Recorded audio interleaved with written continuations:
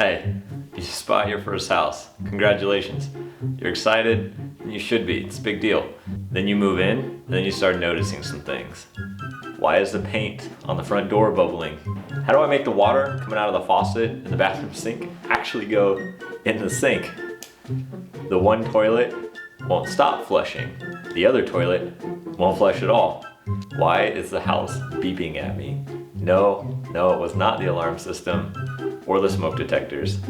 Why is the garage floor that color? Like what happened here? The doorbell goes on the fritz and won't stop ringing. That happened. Suddenly the front door won't close. Won't close, won't stay closed, won't lock. The front door just will not close. Where did the eggnog colored closet come from?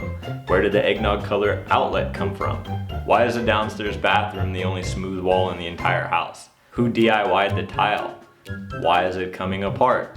What do you do when your first power outage happens and the alarm in your house goes off and the previous owners didn't leave you the code? That one happened. Anyway, now you got that's all on you. You're now the person that has to figure all that out. And then you start doing a little self-reflection. Like, hey, what did I really get myself into? I don't know how to fix an AC system. I don't know how to garden. I don't know how to do tile. I don't know how to fix a garage door opener. You start thinking, do I really know how to be an adult? But don't worry, not alone. I'm Zach, and let me show you what I got myself into.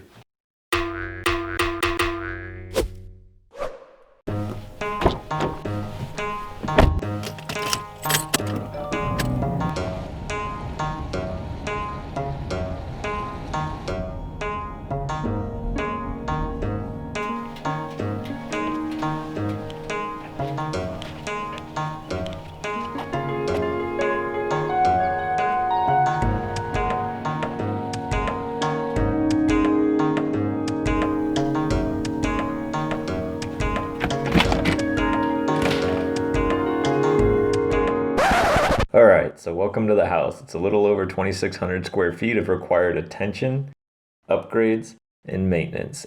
And before we get started, I just feel obligated to call out that we recognize there's an awkward clash between the floor color and everything else. But the good news is snowball matches, so let's carry on.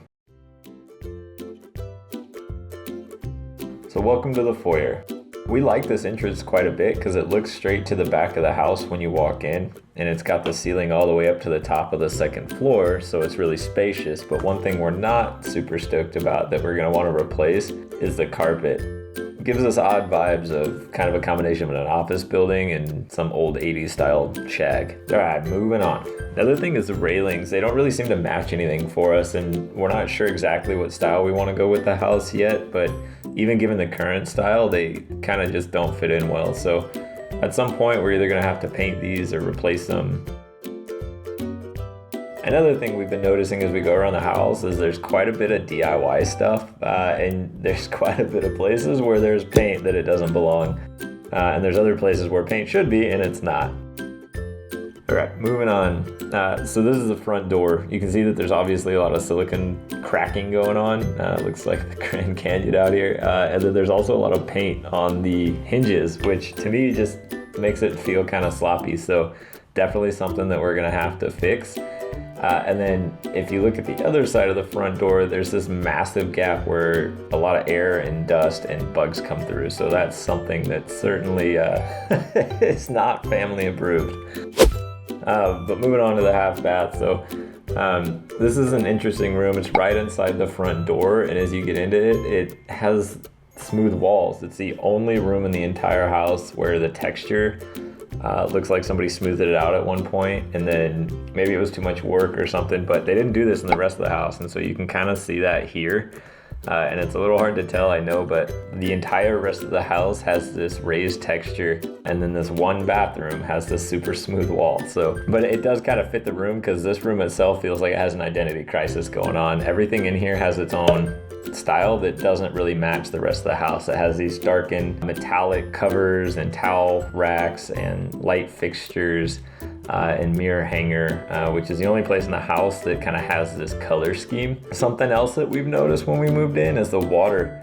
All of the fixtures have a lot of calcium or some other mineral deposit on there, which has been interesting to get off. And as you use the sinks, it causes like a sprinkler spray to come out of all of the faucets. Here's some more DIYs. So somebody, we didn't notice this right when we moved in, but they missed the top half of this door when they went to paint it. So you can see that there's paint missing. All right, the laundry room. This consists of the Harry Potter closet, some shelves, and the door that leads into the garage. It's pretty small. The machines don't fit very well. And there's a little bit of a water leak on the hot water valve. You can see that there's a lot of buildup there. So that's something that needs to be fixed.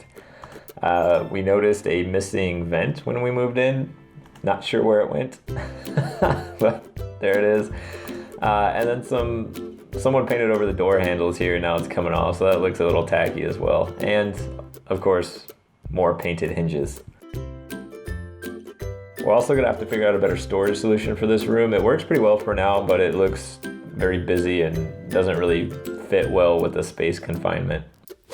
But moving on to the living room. So this room's pretty decent size. It's right next to the kitchen, and it has a ton of windows in it, which is where Snowball and Marbles decided to put their place.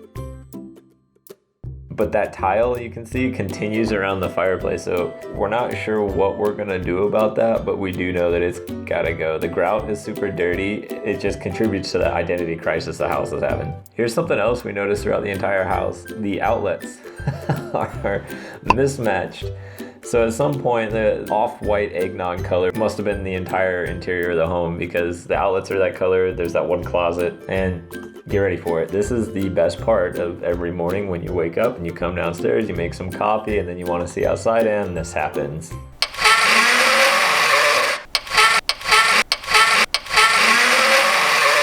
On every single blind. And as you start to look a little closer, there's more paint. more paint problems. So it looks like somebody was losing a fight with the paintbrush and tape as they were kind of going through and trying to maybe prep this house for sale. And this isn't something that we really noticed on the walkthrough. We probably should have paid closer attention, but nonetheless, there it is.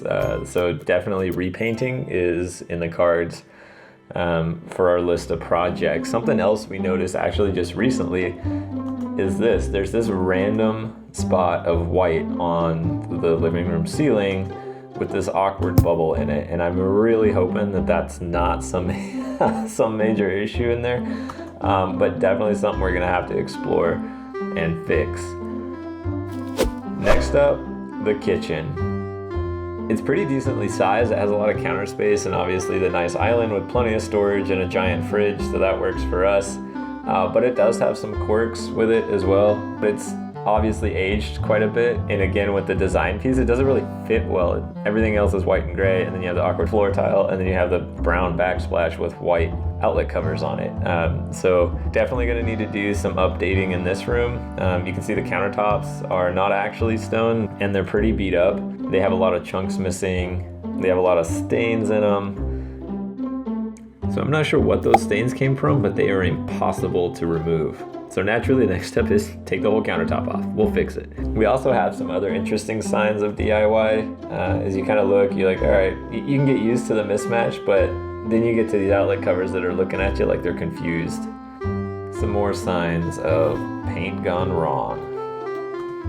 So continuing with the paint mishaps, something else I discovered is there's a gap in between the cabinets at the corner, in one of the corners of the kitchen, and it wasn't painted. So cleaning one day, we had discovered that the kitchen used to be blue. So that was neat, but if you have a little OCD, this is gonna drive you nuts like it does me, so gotta get in there and fix that. All right, moving on. So we have this other room downstairs. It looks like it was supposed to be a formal dining room. We're not sure what we're gonna do with it yet, but one thing we did notice was the ceiling paint. As you look at it, you can see that the roller marks are everywhere. So maybe there wasn't enough paint put on it or something, but that's definitely something we're gonna need to fix. We found some missing outlet covers, which turns out the baseboard's too tall, so I don't know, maybe I'll have to trim one or something and put it on there. and generally a lot of other the same issues. Paint where it shouldn't be and no paint where it should be. All right, moving upstairs into the master bedroom. It's a pretty good sized room and it looks right out in the backyard, which is awesome. Gets a ton of natural light and it's connected directly to the bathroom, which is usually pretty convenient, except for when it's dark outside and someone flips the lights on. You can see that the light isn't blocked by anything in between the bathroom and the bedroom, so if somebody is sleeping still, there's no mercy. Somebody's getting woke up. And then as we move into the bathroom, you can see that nothing really has been updated except for the light fixtures. So there's definitely a lot of stuff in this room that needs attention. It was built in '97. It's the same tub, same shower, same faucets, which you can see are clearly all gummed up with some sort of mineral. They spray everywhere. Somebody did actually replace the tile though, and that is where I think we ran into some issues because it looks like they used concrete instead of grout or something, because everything in between the tiles is coming apart. So that's definitely something that we're gonna have to fix soon. And the saga of misplaced paint continues. But moving on to one of the more interesting bedrooms, the sky room. Why do we call it the sky room? Well, there's a sky on the ceiling. The eggnog closet is right outside. Not sure why this wasn't repainted with the rest of the house. Maybe it was an homage to the previous owner. But nonetheless, there it is. Gotta fix that.